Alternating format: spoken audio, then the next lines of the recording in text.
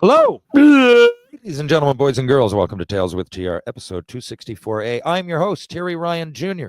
TR, as they say, and I'm here to tell you about DR, and that's my buddy, Derek Roy. Some would say Derek Roy. Roy. And Derek was supposed to be on last week. A few things happened. My computer crashed. Yada, yada, fucking yada. StreamYard was down. And anyway, it seems to be back. And I seem to be back. And Derek Roy will be on this week. The best things come to those who wait.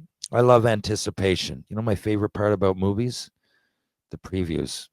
Not the advertisements that seem to be a thing now. There never used to be advertisements. I don't pay to go to a movie so I can see a fucking soda pop fucking commercial or an airline commercial. Come the fuck on.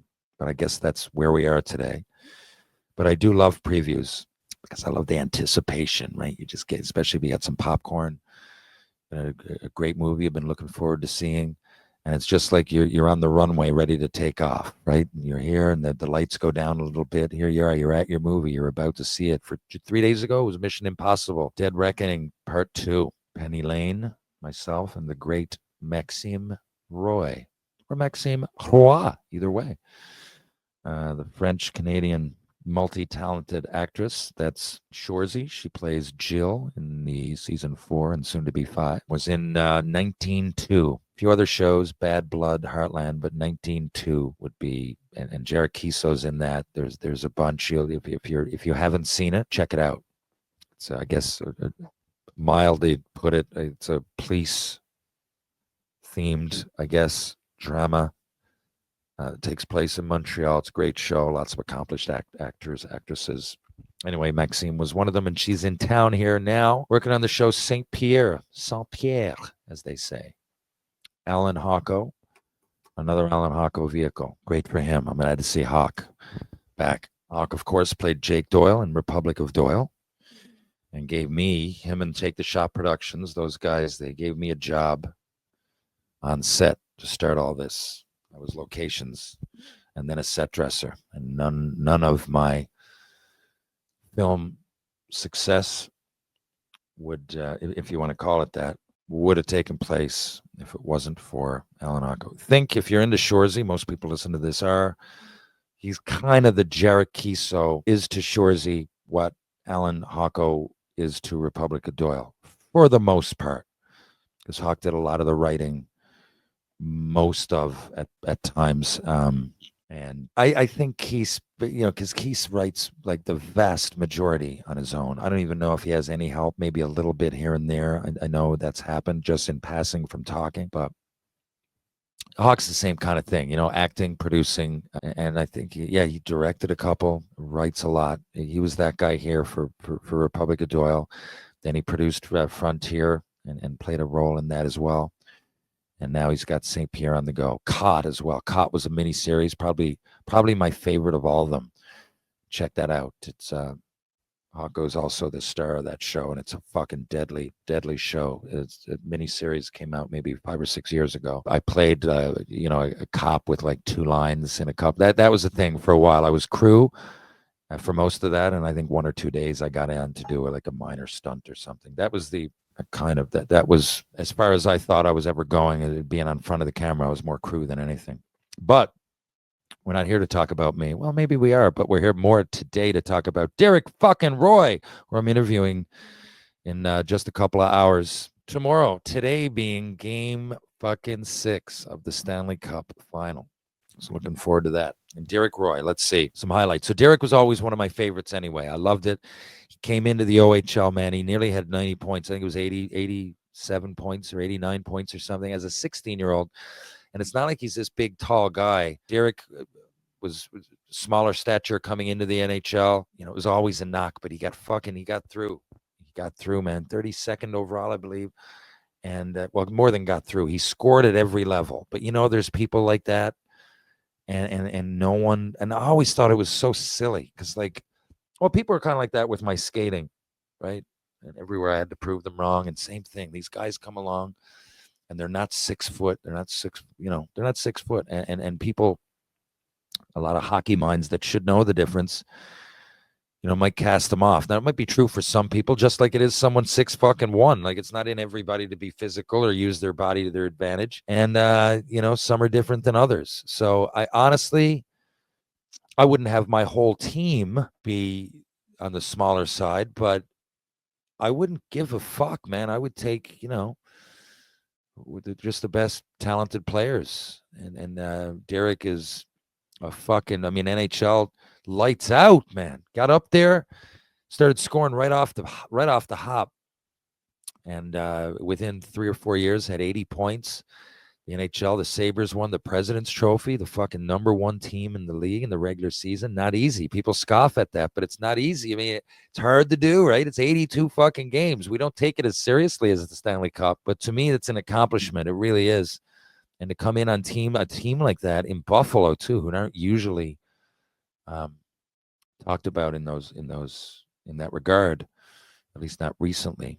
But they did have a string of success, the late '90s, 2000s, and yeah, Derek was a huge part of that. And a real humble guy, and he's played World Juniors, he's played World Championships, he played in the Olympics, man. I hear all about that, the Olympics, and got a bronze. And when it comes to Olympics, I find like if I was in the bronze medal game, I think I would be like as nervous or like what I'm trying to say is that not so much in like hockey playoffs. I can't speak for being in the Stanley Cup final. That would be different. You don't want to lose, and you never want to lose. But if it's the Olympic, not even the World Championships, because there's a third place, but in the Olympics, it's the Olympics. To me, this transcends hot. Of course, it does.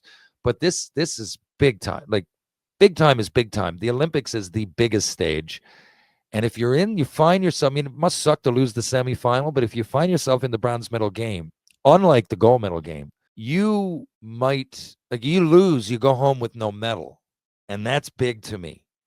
The gold's great, but if I lose, I get a silver anyway. And silver at the Olympics, I don't give a shit. It's nothing to scoff at.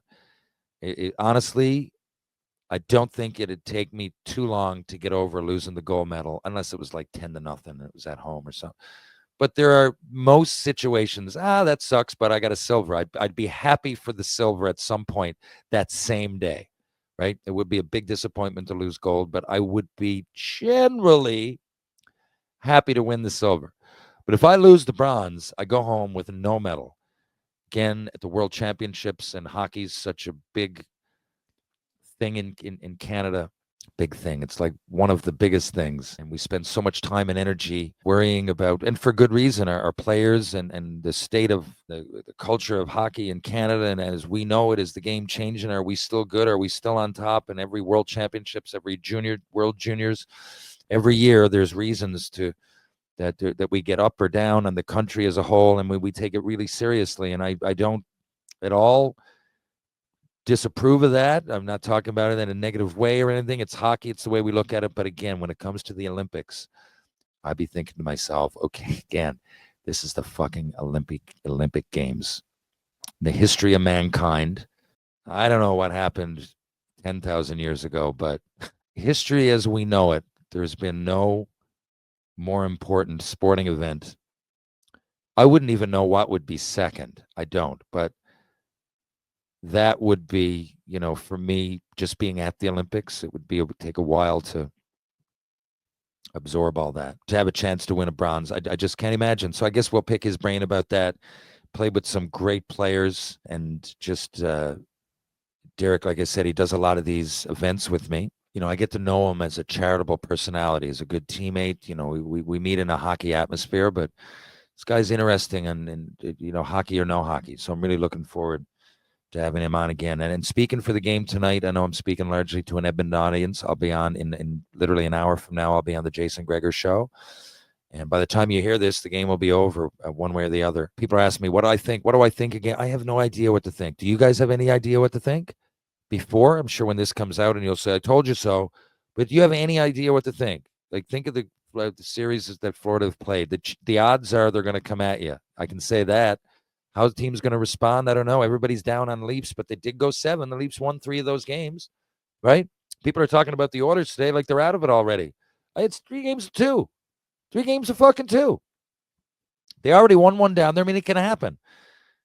Do I think Florida a better team? Yeah, I do. Team. The Oilers are right there, and they have two of the best players in the series, widely regarded the best player in the world. So, yeah, I think it evens itself out. Florida have been impressive all playoffs. So have Edmonton, man. Think about what they went through in the adversity. Edmonton usually fight. They usually come back after a stinker, and they really go hard. And I just never write them off. It could be 4-0 in the first period tonight. I'm not going to write. I mean, it was 3-0 the other night. They came back and won. I mean, now what's alarming, if you look at as I speak now, with 5 games being played, I believe the Edmonton Oilers have held the lead for like 30 minutes, and I think Florida like 250 or something, whatever it is. I mean, quick math, but I read it earlier, and my brain is mush. But if that's the case, then the odds are definitely on Florida. But if Edmonton win tonight, and they can, then I'd have to say the odds go back the other way. We're going back to Edmonton, right? So the series can be swing the other way really quick, as it has. I got my money on the Oilers because I'm heavily invested, and as a member of the media out there, I hope, if I hope one way or the other, I might as well make my bet accordingly. I'm not going to bet on the fucking Panthers and sit here wanting the Oilers to win. So I know, as a fan, our work's cut out for us, but it'd be nice to see them win. And if no other reason, if I had no affiliation to Edmonton, I just like seeing the best players in the game get rewarded. If they can't do it, it's fine. If there's a question, but I think Connor McDavid's a great leader. Got them. As is fucking Draisaitl. And give Bouchard, give him all credit. Bouchard, people are down on him. He's doing it again, isn't he? So he does it in the playoffs. I know he fucks up here and there and he makes a bad play, but Jesus Christ, appreciate his talent. I think they're in a decent position. Florida are a hard team. They're one of the best of their generation. You could, if they win the cup this year, you got to put them in the all-time conversation. 3 times in a row in the final, and 2 in today's era of 32 teams. Give me a fucking break. But that's it. I want to see it happen. I'd love to see the cup come back to Canada. I don't care who does it. It'd be nice. And right now the Oilers are in that position.